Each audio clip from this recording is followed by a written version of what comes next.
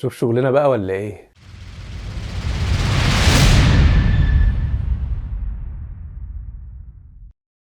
ازيكم عاملين ايه؟ وحشني. انا واقف لكم المره دي. النهارده انا جايب لكم موضوع مهم جدا. النهارده هكلمكم عن شويه خطوات كده وحاجات انت لو عملتها هتفرق معاك جدا في عمليه التصميم، وهتخلي الموضوع اسهل واسرع بكتير. بس كل اللي محتاجه منك ان انت تركز معاه في الخطوات دي وما تستبسطهاش. يعني في ناس تحس ان الخطوه دي بسيطه فما تعملهاش. لا، ركز معاها في الخطوات اللي هقولها لك دي، وركز في كل نقطه، وحاول ان انت تجربها وتشوف هي قد ايه هتفرق معاك. يا ريت تشوف الحلقه من اولها لاخرها، لان كل نقطه هتبقى مهمه جدا وهتحس بتاثير ايجابي قوي لو انت عودت نفسك عليها وخليتها من الروتين بتاعك وانت بتعمل عمليه الديزاين. اول حاجه محتاجين ناخد بالنا منها ان احنا نشتغل في بيئه عمل نظيفه. يعني ايه نشتغل في بيئه عمل نظيفه؟ يعني ناخد بالنا ان احنا نبعد عننا اي مشتتات. طب ايه اللي ممكن يشتتك؟ من الحاجات اللي بتشتت طبعا بعيدا عن التليفونات والحاجات الخارجية، في مشتتات تانية انت بتاخدش بالك منها. زي ايه بقى مثلا؟ زي مثلا ان المكتب بتاعك يكون مرتب. يعني حتة ان انت يكون عندك لخبطة في الحتة اللي انت قاعد فيها، او الدنيا مبهدلة حواليك، هتلاقي نفسك ان انت تركيزك مشتت وانت مش واخد بالك. فخد بالك من الحتة دي، وروق المكتب بتاعك كده قبل ما تيجي تشتغل، واعمل المشروب بتاعك واقعد كده في هداوة عشان تحس بمتعة وانت بتعمل عملية الديزاين، وده هيعلي من تركيزك بشكل كبير. وحاجة تانية بقى اللي هي انا بشوفها مصيبة وكارثة للمصممين، اللي هو الديسكتوب الملخبط. يعني تلاقي ديسكتوب عند الديزاينر، انا مش ببقى فاهم بجد. يعني اعتقد ان انتوا تلات ارباعكم كده، بس انا مش ببقى فاهم انت ازاي بتبقى عارف الشغلانه دي بتاعت ايه والشغلانه دي بتاعت ايه.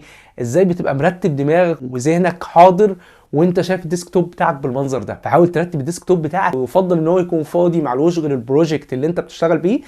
الحته دي هتسهل معاك عمليه الديزاين. انت بتحس ان انت بتاخد منك وقت، بس صدقني تشتيتها بيكون اعلى من الوقت اللي هي بتاخده منك. تاني حاجه معانا، لما نيجي بقى نرتب الديسكتوب بتاعنا هنقع في مشكله كبيره قوي، ان انا اصلا مش شايف الفايلز او مش شايف الملفات بتاعتي. لان كل فايل هتلاقي ليه اكستنشن زي الاي اي او البي اس دي، اللي هي الملفات الخاصه بالبرنامج، ما بيبقاش ليها بريفيو او ما بيبقاش ليها عرض. طيب، حل المشكله دي ايه بقى معانا؟ حل المشكله دي معانا في مجموعه برامج بتقدر تعرض لك الملفات الاوريجينال بتاعه البرامج على شكل صور عشان تقدر تتفرج عليها وتعرف الملف ده بتاع ايه والملف ده بتاع ايه. طيب، من اشهر البرامج دي وهو برنامج ادوبي بريدج. ده بتلاقيه نازل عندك وانت مش عارف البرنامج ده بتاع ايه اصلا. تمام؟ فالبرنامج ده هو خاص بالعرض، بيعمل لك بريفيو. يعني تقدر تفتح البرنامج بشكل مبسط. انا مش عايز اخش في تفاصيل كل حاجه احنا هنقولها، بس نفتح البرنامج بشكل مبسط هتلاقيه اي فايل عندك سواء كان الستريتور، انديزاين، فوتوشوب، هتلاقيه ان هو عامل لك بريفيو او عرض. تقدر عن طريق بس ان انت تدوس على السبيس ان انت تشوف الملف بتاعك من غير ما تدخل جواه او تفتحه على اي برنامج. فده هيبقى موضوع بالنسبه لك حلو جدا، وهتلاقي فيه طبعا عمليات تنظيم جانبيه كده، تقدر ترتب برضو الفايلات بتاعتك والملفات بتاعتك، وده هيساعدك ويخلي الموضوع معاك اسرع بشكل كبير، ويخليك تعرف تجمع الديزاين بتاعك وما تتوهش. يعني لو انت منزل ملفات كتير وحطيتها في فولدر وعملت بريفيو كده للفولدر، فتقدر تشوف الملفات كلها مفتوحه قدامك، فتعرف انت هتشتغل ازاي وتبدا منين وتنتهي فين. ولو انت ما تعرفش حاجه عن برنامج ادوبي بريدج يبقى انت فايتك كتير، وان شاء الله باذن الله ممكن ابقى اعمل له حلقه خاصه بالبرنامج ده واعرفكم ايه اهم الاوبشن والمزايا الخاصه ببرنامج ادوبي بريدج. ثالث حاجه معانا وهو الورك سبيس.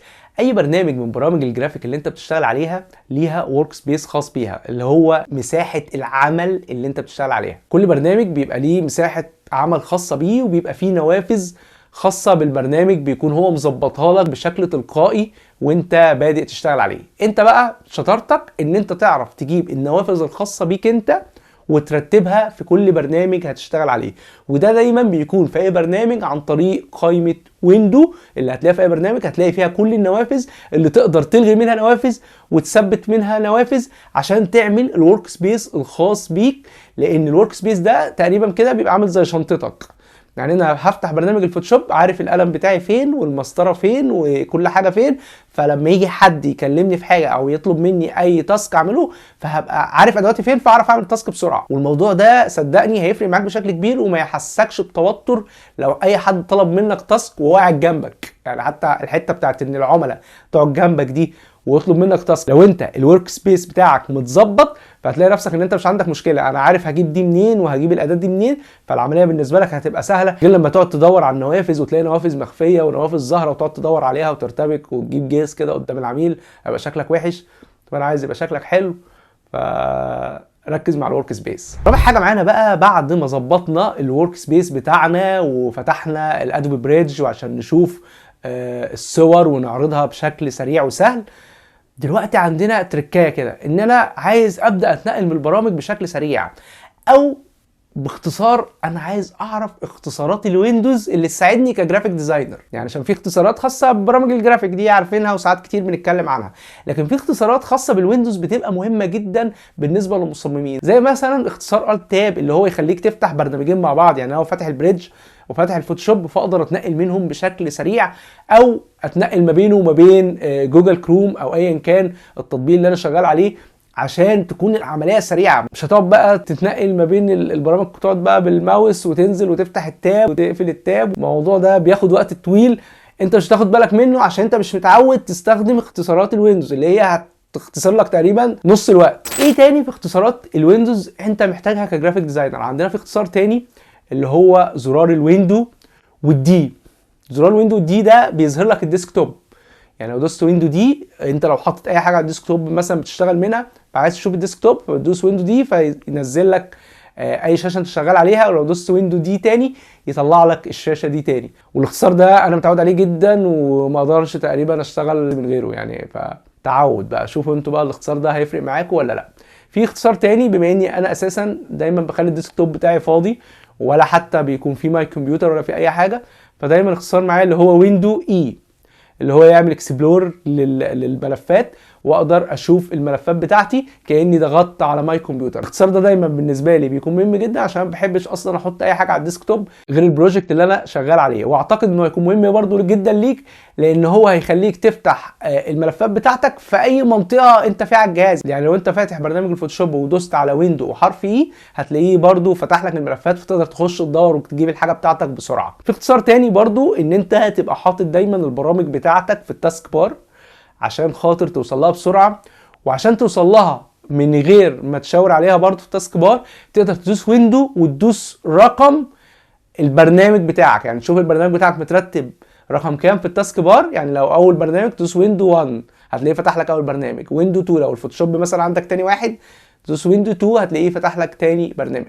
فدي اختصارات كده في الويندوز انا ببقى شايف ان هي مهمه، وشايف ان الناس تتعلم اختصارات النظام زي ما تتعلم اختصارات البرامج، لان هما الاثنين بيكونوا مؤثرين في الوقت والسرعه وانت شغال، لان انت في وقت كبير بتبقى شغال بره البرامج اصلا، يعني داخل على جوجل تجيب حاجه مش عارف ايه، فهتلاقي نفسك انت محتاج يكون معاك اختصارات خارجيه غير اختصارات الفوتوشوب. ابدعتوك انا صح؟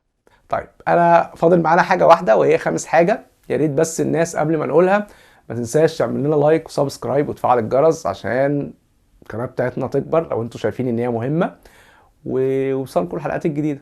وخامس حاجه معانا بقى هي حاجه مهمه جدا بالنسبه لي انا شخصيا، ان انا اكون عامل فيفوريت، يعني في اي حاجه اكون عامل مفضله او قائمه مفضله خاصه بيا.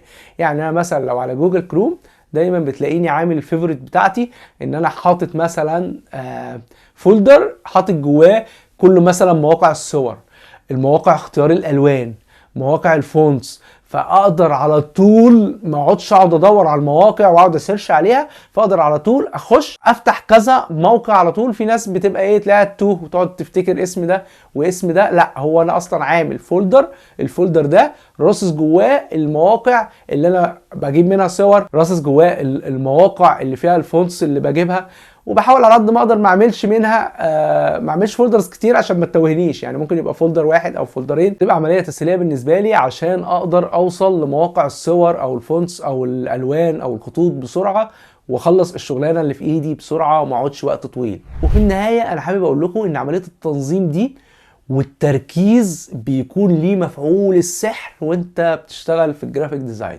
لان الحته دي لو مش عندك هتلاقي نفسك متلهوج ومش عارف تجيب ايه منين وايه منين ومرتبك، ومش هتعمل كل الحاجات دي بس هتضيع وقت كبير جدا برضه. انت مش هتبقى عارف الوقت ده ضاع فين، بس هيكون فعلا ضايع في التفاصيل البسيطه اللي بسبب قله نظامك وقله ترتيبك. تمام؟ خدها مني كلمه كده، نظم نفسك وروق نفسك عشان خاطر تشتغل بشكل اسرع وتحب الديزاين، يعني ما تكرهوش، يعني عشان انت مع الوقت مع الهرجله وكده هتلاقي نفسك بدات تكره الديزاين. لا، فانت رتب نفسك وروق نفسك كده وخلي ليك مود خاص وانت بتعمل الديزاين بتاعك، هتلاقي ان الدنيا اسهل، وهتلاقي ان الاسترس اللي عندك خف كده طالما الدنيا متروقه وكل حاجه كده واضحه وصريحه قدامك. يا رب تكون الحلقه مفيده ليكم، ويا رب اكون دايما عند حسن ظنكم، ولو في اي حد عنده اي اسئله يسيبها لي تحت في الكومنتات وانا هرد عليه ان شاء الله. وبالتوفيق للجميع، والسلام عليكم ورحمه الله وبركاته. امشي كده بقى ولا امشي كده؟ مش عارف، امشي كده.